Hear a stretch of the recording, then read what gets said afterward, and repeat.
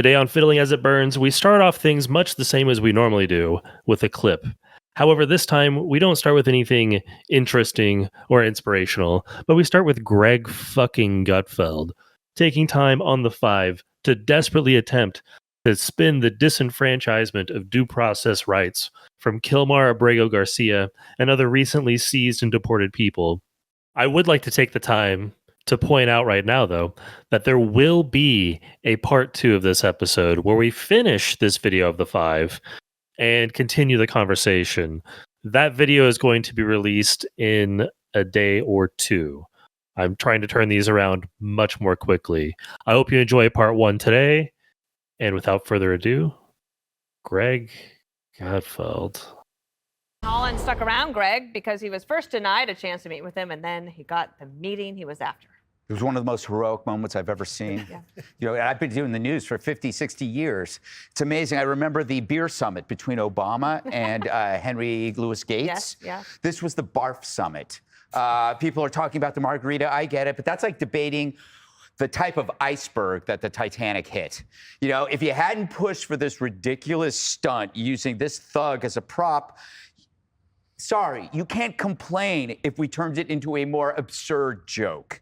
You know, your photo op was ruined by a margarita. We don't care. Again, this is all downstream from the real and original sin, the Dems' abdication of the border. You let him in. Our job to ship him out. We're cleaning up the mess you made. Again, the legal argument above my pay grade. I refuse to use this beautiful brain of mine on some solitary, violent creep out of billions on the planet, Dana. I have a family, I have a dog, I have a job, I have friends, coworkers. I have high cholesterol. He doesn't deserve a spot in my brain, and he can't jump to the front of the line just because he convinced the left that he's father of the frickin' year. Just because you're dating a dirtbag doesn't mean I have to like his pictures on Instagram. And the fact that Trump has to waste his time on this scum, this is what the Dems do. They choose one anecdote, one solitary person, and expect you to play their fake game of concern. I won't. Again, I don't care. You want to make this about due process? That's fine. Maybe try to pick an example that is more appealing. About due process? I can't, The dude is a fucking legal resident, for one. Everything about this fucking violent criminal record is complete fucking made up bullshit. Mm-hmm. Like, and due process exists for everyone that is in this country. The Constitution very clearly does not differentiate between citizen, alien, it does. You are a person in this country. Due process applies to you, and that's what protects us as citizens, whether it's natural born or otherwise.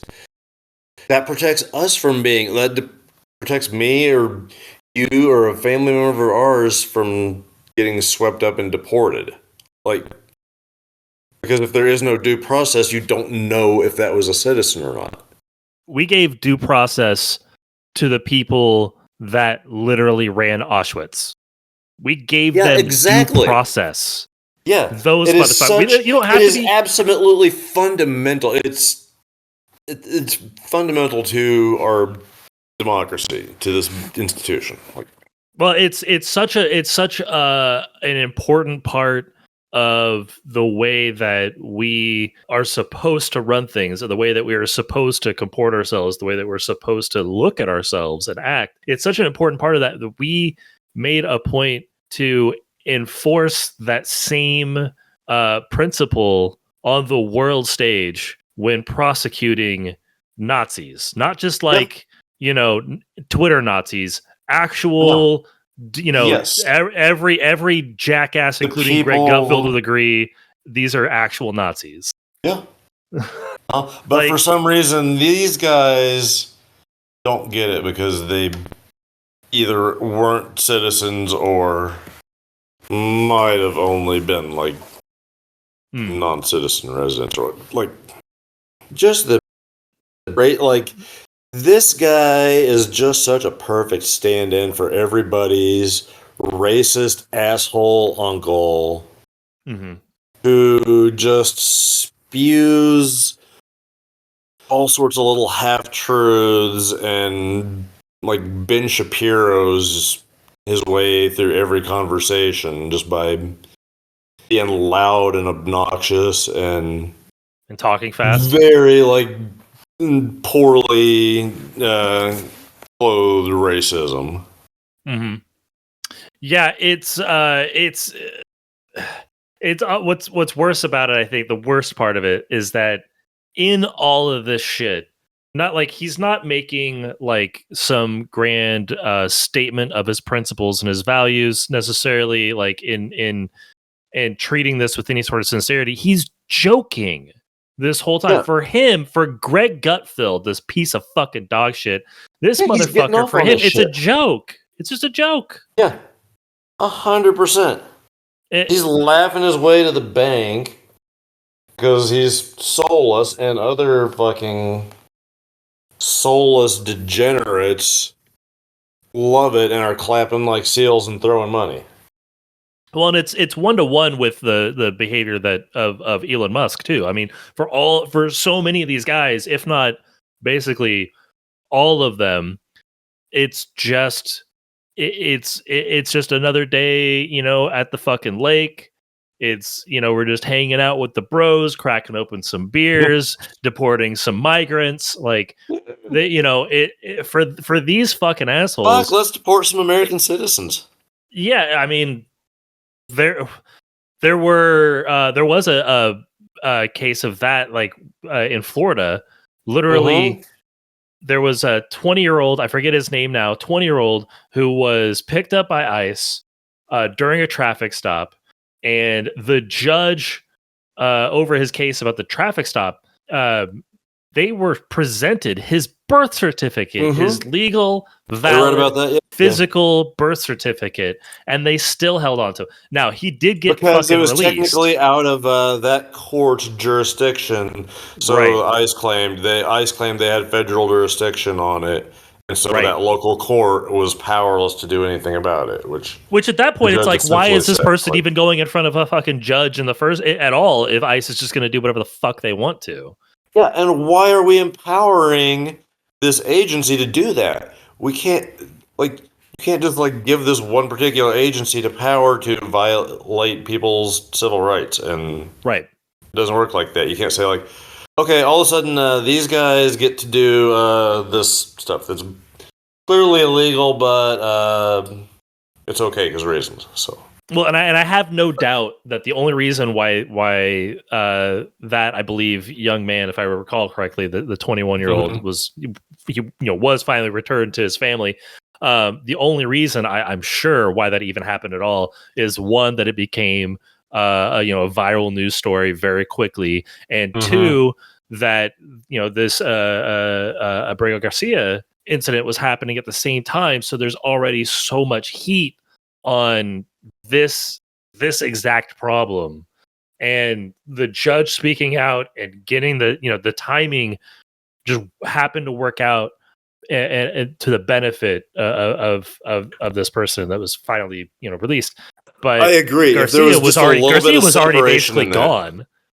Garcia was already gone by the time it became a story, and so I don't know. I was alluding to a different one though, and this apparently I just heard on the radio today. I was listening to NPR a little bit. Has happened more times than I'd suspected, but I just saw another one. This lady who was born in America, looked like a middle school teacher from Ohio. Got an order that she needed to self-deport within 7 days or something. Like her citizenship was revoked or whatever. I had not heard about that one. Yeah, I wish I could remember her name off the top of my head. I could potentially look that up. So it was Ohio? No. That was just a pure me teacher characterizing this woman just because she's just kind of looked like a typical middle-aged white woman, like she might as well be one of my wife's co-workers or whatever. But basically, she was given a letter, told she needed to self-deport.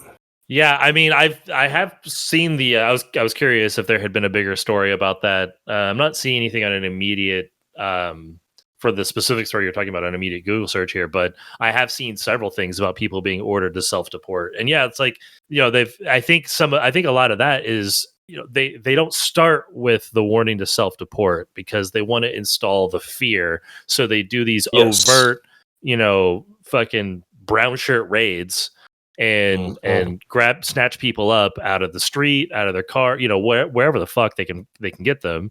Some of them minors, some of them U.S. citizens, not just migrants with a protected status or anything like that. Yeah, the little girl wearing her Winnie the Pooh sweatshirt that they abducted at school, I believe. Yeah, I know there was a 16-year-old that was recently abducted and was denied access to her parents for an extended amount of time, which is like, what? Insane. What? You didn't even give the this. Cruelty is the fucking point. The cruelty is absolutely the point, and that's why they do that shit first, and then they say, "All right, well, here's your chance to self-deport, or else you've already seen what we can fucking do." The thing that's interesting about it is that there is maybe slowly but surely a turning of the tides. There have been more angry people, angry citizens, clearly not your standard leftist, blue-haired, nose-pierced, even just a person that would have been out at a protest today, potentially. Not even maybe that far, but there are people showing up at town halls angry at their Republican elected representatives, specifically over the lack of due process rights being granted to these people. It's there's something about I think also like a generational respect potentially for those specific due process rights, because most of the time when I see these town halls where it's Republicans standing up to Republican electeds, it's older people. Yeah, well, those people were instilled with that, and that's been harnessed to everyone's detriment to this point, but like that's kind of baked into the cake for them. They can't escape that, and when they see something that cannot be mistaken for what it is, which is an absolute violation of that just moral code that's hardwired into them, they're gonna respond thusly. And I'm sure that the tide overall is going to be turning slowly, but it does seem like with this kind of a thing, once it starts, it doesn't really slow down for a while. Never, you need a considerable. It will always escalate. It's fascist playbook 101. Like you can never afford to backslide. Right, exactly, and I also expect the momentum on the opposite side of that to be matched, though, because so good time to throw this in there. So we live in different cities, but we both went to protests today. Yes, sir. And we're part of nationwide, at least tens of thousands, if not more. From what I've been really seeing. Want to see some good estimations. I really want to see it get onto some mainstream media. Like, legacy media is so fucking in the tank at this point. It's been hushing everything quite clearly. Like, I feel like it's pretty obvious that the mainstream media at this point is very subdued. They're scared of, again, scared and also owned. I mean, even the left-wing big media companies are all owned by people that are trying to be in that corporate oligarch class. Well, what is the left wing? What is the left wing media apparatus? There's not really much of one. Well, I mean, according to everybody that's even remotely close to being Republican, like everything CNN left and left of that, everything left of Fox News might as well be the communist news network, right? But in reality, there's a corporate liberal, which is mostly moderate but left leaning media apparatus, and then there's a corporate liberal, somewhat leaning right, apparatus, and there's Fox News, and then Newsmax further to the right of that. But as far as like a larger media apparatus on the left, there isn't one that really exists consistently. That's certainly not one that can compete with any of these established, cable news channels and things like that. Though I did want to mention, I noticed that your local newspaper, that I shall not explicitly name, did actually cover beforehand the protests for this weekend. I saw that there was an article there, talking about the expectations of a lot of people nationwide showing up for the protests. And I'm curious if we get some estimates on the numbers, like you were talking about, how accurate they'll be, because I know in my area today, the first protest of the day had a pretty good showing, but there are 5 other protests in the St. Louis area today. So I didn't realize how disparate it was out there today, and I feel like that's kind of poor strategically. I feel like at least on one day like this, everybody needs to be pouring their energy into one unified thing.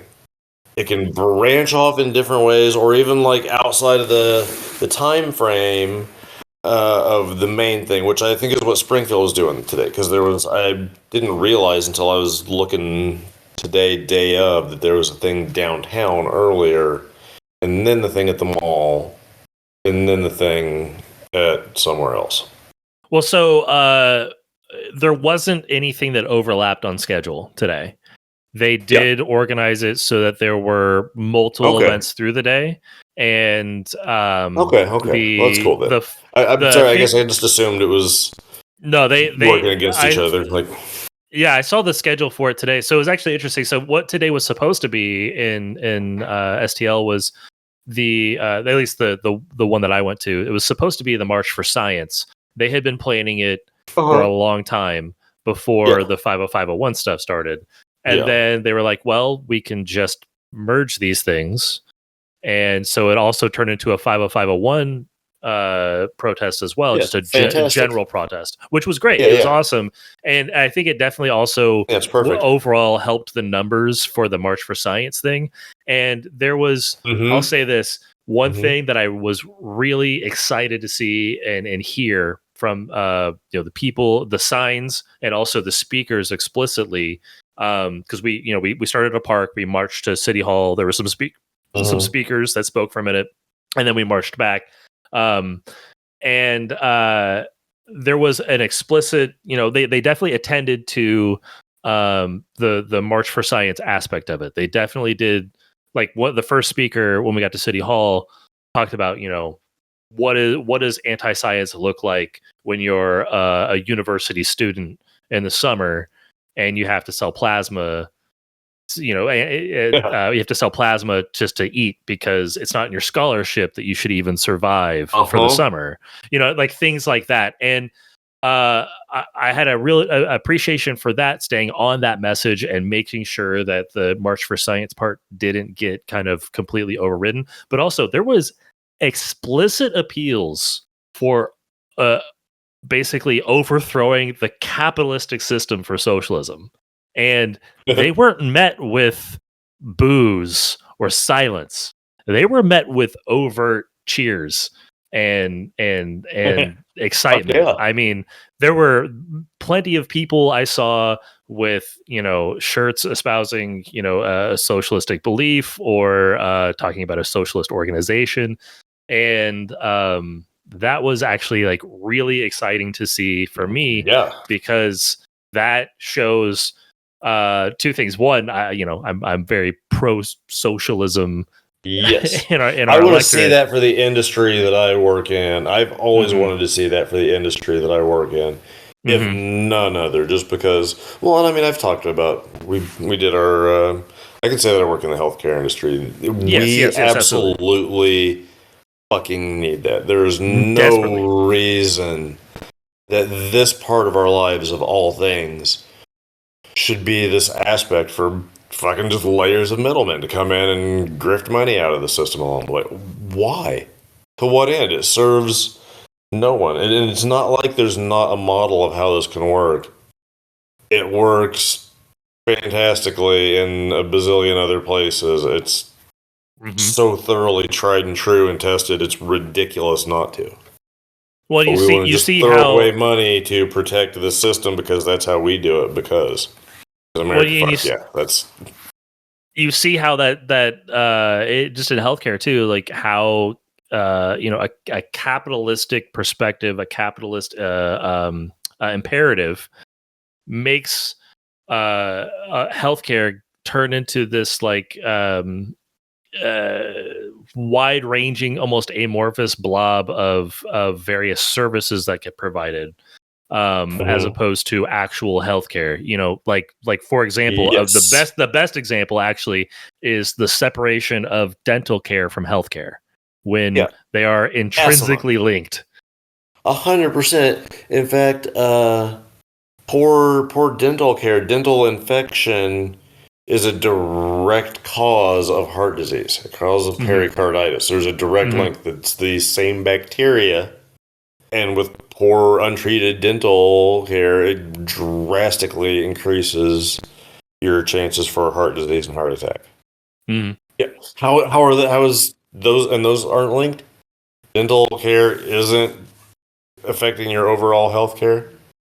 Yeah, if apparently if it's in Riddle your face, it's not just dental care, but eye care too. If it's in your face and it's not your nose, it's not really important to the hospital, I guess. Like what?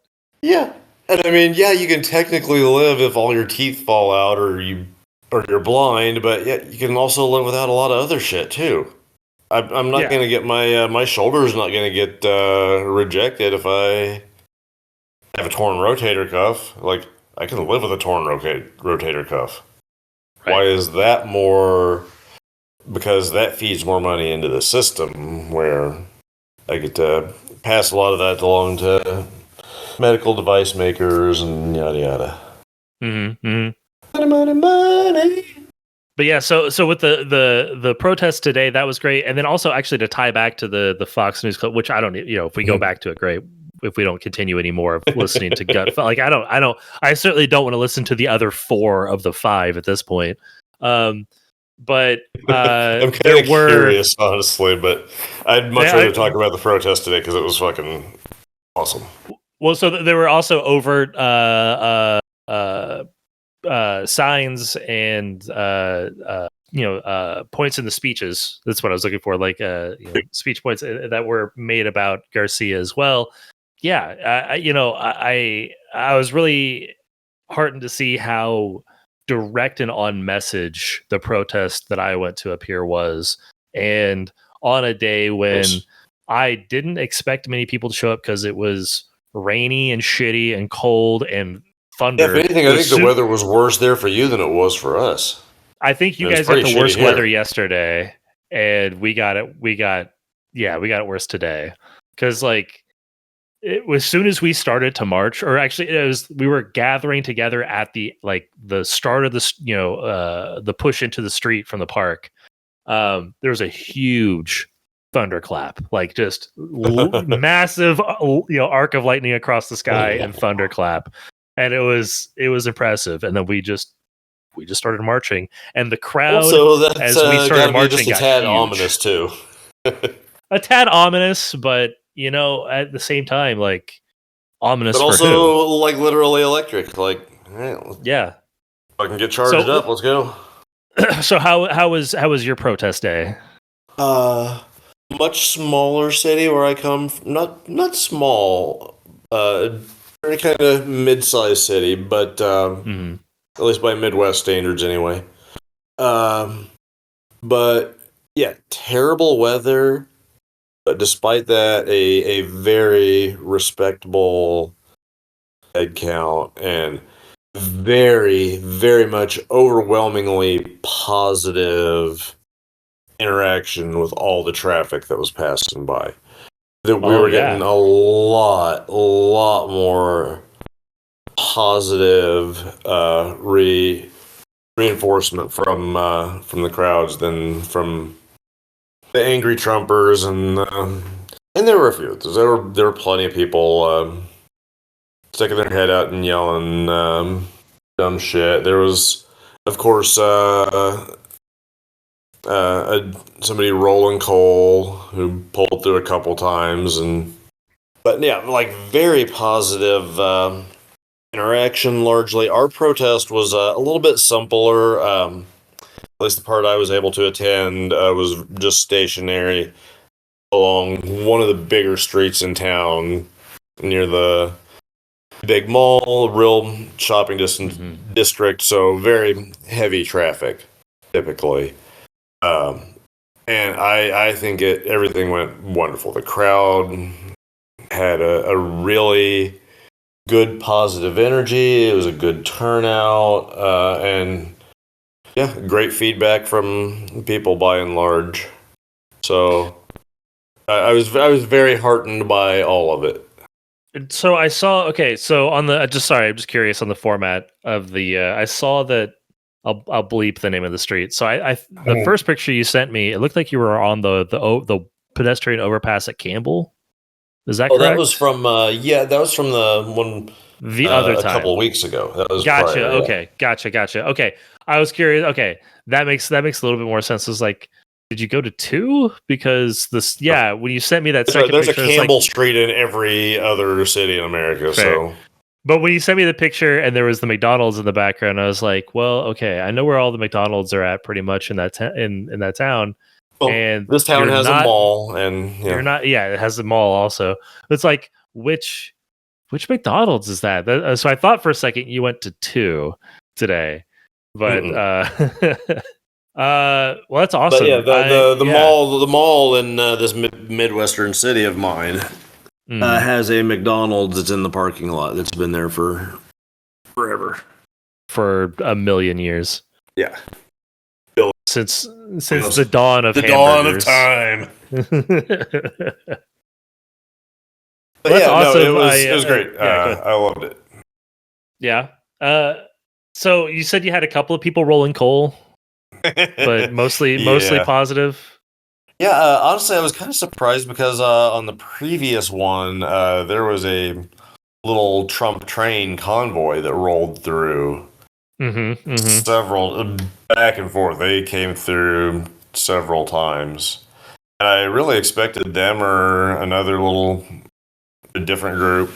And there were a few individuals, but there was never anything coordinated. There was no pushback of any sort. You know, it's funny that you mentioned that because that was actually a thing that I was going to ask you about because we were in the middle of the street walking to City Hall and then walking back. So, you know, the police cordoned off traffic and stuff, but there were still some cars on the periphery of the event, and we had only positive interactions. Multiple people actually showing more solidarity than just honking, you know, waving flags. Yeah, for sure. And things like that as well. Definitely the different demographics of these two communities. Absolutely. Sure, because my community is a little small oasis in a sea of red. And I was curious about it because I remember the last couple of protests that I had gone to when I lived there. And I remember, lots of rolling coal, lots of, the largest American flag you've ever seen. Like that's supposed to hurt my feelings. And last time around, yes, it is. That is supposed to hurt your feelings for reasons I'm not exactly sure, but it's really supposed to hurt your feelings. Thanks for the ambiance. So the speaking of the rolling coal, something that struck me about that, I just couldn't help but laugh about it. So this person comes rolling through rolling coal, and the big old lifted up, probably F-250. Of course, the classic. That or it's a Dodge Ram every time. Yeah, and I think Fords their diesels are a little bit more popular anyway. But anyway, difference. But anyway, so yeah, this is the perfect stereotypical truck. It's got the big rims on it, so it's obviously just a complete pavement princess and is never being used for any of this power or lift or anything. It's so incompatible with what it dresses itself up as that it's patently fucking ridiculous. Pavement Princess is great. Yeah. It's absolute. If you have more rim and less sidewall, you got a Pavement Princess. You need sidewall if you're actually doing shit off the road. Anyway, that's a discussion for another day. But yeah. But this dingleberry, and like, of course, when he comes through rolling coal, like he's got a gun and it's wet, so he does a little fishtailing through there. And I'm like, I was just struck by the emotional maturity that this person clearly has. Yes. This person, they are so emotionally mature and self-actualized. That is healthy behavior that they're displaying. Travis. Certainly not some like infantile, madly fucking narcissistic, self-centered. Listen here. You don't know what they've been through today. Okay, maybe you just caught them at a bad moment. All right, that might be a really nice guy that you are now disparaging for one act of what, rolling coal. What? Come on.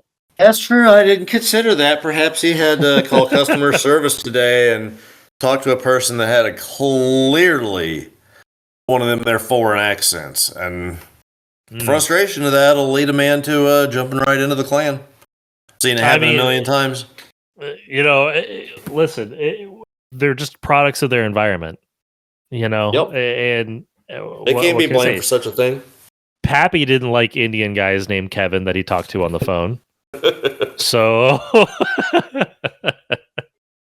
if the Indian guy that he talks to on the phone keeps his own name, would that be okay since it's at least sincere? Well, it's a lot easier to come up with racist puns for a name that isn't, a good God-fearing Christian name like Matthias or Jacob or Kevin. Oh, yeah. Yeah. Indian names don't tend to lend themselves to pun very well, at least not in the English tongue. How am I supposed to affect an Indian accent to mock somebody with a name like Kevin? Like, that just doesn't, you wouldn't understand. That's the part of comedy that that Elon Musk made sure was safe and easily accessible for everybody again on Twitter. Yeah, thanks for that, Mr. Bastion of free speech. Mr. getting like completely more irrelevant by the day. He really is. It's incredible. You love to fucking see it.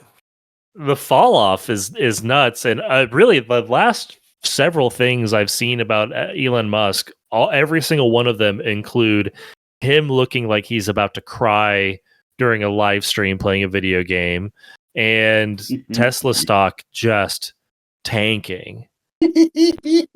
That's all I've heard about the guy in the last week. If not for a couple people that I know, I feel bad for a couple people, and I feel bad for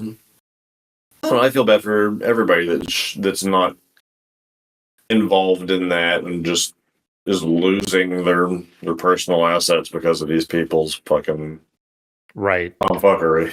Like, nobody deserves to be losing their retirement account because they happen to invest in this car company before or even after Leon became the biggest douche on the planet. Like, I don't necessarily feel like somebody deserves to lose a big chunk of their money because of that. Although that is the risk that's inherent in playing the stock market. So there's that. Yeah. Well, there's a whole lot of companies that lose their CEO all the time. Like there's a lot of companies, and you could be a person I could actually see like maybe more politically agnostic potentially, or even maybe more of a staunch leftist actually, is from like a ecological perspective or things like that. I could see some people believing in Tesla, and even despite Elon Musk, because they're like, well, okay, Elon sucks. There's no way he can last forever at Tesla.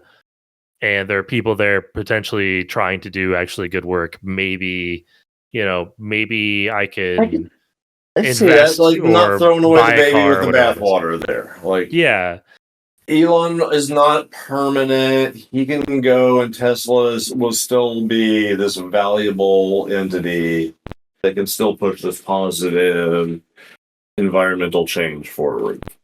right. And like, listen, that's not a perspective I'm ever going to share, but I can certainly at least see how that could exist in a person, and that person also not be a There's a complete rationale piece of to shit. it. It makes sense. Like I again, I would not agree as well, but there's a very solid rationale to be made. So.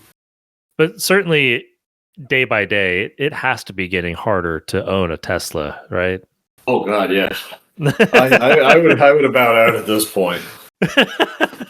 I would have bowed out a long time ago. Like, and like I said, I think I've mentioned before when we've talked that, like, if I would have had the opportunity to buy one in my price range before the whole Elon becoming giantest douche in the world about it, I would have certainly took it. Like, I mean, they make and made and make some incredible automobiles, at least in like initial quality. We're obviously finding out they're not all their. And now I'd like get out of it even just more for like, I don't want to be tied to this fucking thing for forever. Right. But if you have the income that you're buying a car like that, it's not going to kill you if you lose your ass on that car. No. You're still a fucking rich person who can afford to buy a Tesla. Like, generally speaking, I would say, yeah, there's going to be like 5 people that were like, I really believe in Tesla, and I got really lucky with some inheritance money, and I need a new car, and so I'm getting a Tesla. Like, and there's like 5 people like that aren't sustainably wealthy, and that's about it. Yeah. Yeah, 5 sounds like about the right number, yeah. I do still see what I feel like is an alarming number of Cybertrucks, which is surprising because I thought that literally all of them had already broken down by the side of the road. No. But they are still out not. there. Although, God, that Cyberstuck is a fun little community. I've enjoyed that. Cyberstuck is probably the best subreddit, honestly. It's so good. It's so good. Things get dunked on. Mm-hmm. It's got like even that dumb fucking thing. Like, there's some potential there. It could have been something cool. The design, like from when it was first starting to become a thing, what I read in Wired or an automotive magazine was that the design philosophy was strictly for the purpose of cutting down the cost of bending these steel panels to make it more accessible, to make it available to a broader market, to cut down emissions for this sort of thing. And I was like, okay, that's a great idea. I can get behind that. Mm-hmm. I don't care if it looks stupid. If it's looking stupid for a purpose, I can live with that. I can embrace the funky ugliness of it. I drive an Element, for God's sake, so. Yeah, there's. I mean, I can kind of kind of understand that. I'm not entirely convinced that that it looks like shit because of an actual functional purpose. I think it looks like shit because Elon Musk is a troll dumbass. Yeah, I'm retroactively not convinced of that either, but at the time it made sense. I liked that as a rationale, as a philosophy for creating this vehicle. Yeah. I And mean, I if like you that. made, I like that. Like, I like companies that have kind of driving philosophies like that. That's why I like Honda and Toyota in particular, because they have these things that drive them as a company. They have these goals. Like Honda has always been huge into emissions and making their cars as clean in the air that they put out as humanly possible. And that drives that company, along with their other performance-driven kind of things and whatever. But like their mission thing that they love, that they want to be the best in the world at. And Toyota's got their things like that too, and other good companies do. And man, I don't know where I was going with that, but I guess just that I wanted the idea of there being this thing being designed with a purpose, philosophically beyond just the profit motive, you know? right? Yeah. God, that would be that would be nice. It is difficult. It seems like in any American enterprise for any sort of actual principle to maintain itself past, like, I don't know, $100 million valuation for a company. Like Right. that's basically the hard limit for any sort of like moral principle to maintain itself. Yeah, and after that, there'll be a lot of moralizing, but it's purely whitewashing to achieve the better next quarter profit margin. Well, it seems like the amount of moralizing that happens is directly proportional with the amount of just outright degenerate antisocial bullshit that any one of these like nutbag CEOs will start promoting. Like, yeah, it's this kind of thing goes hand in hand.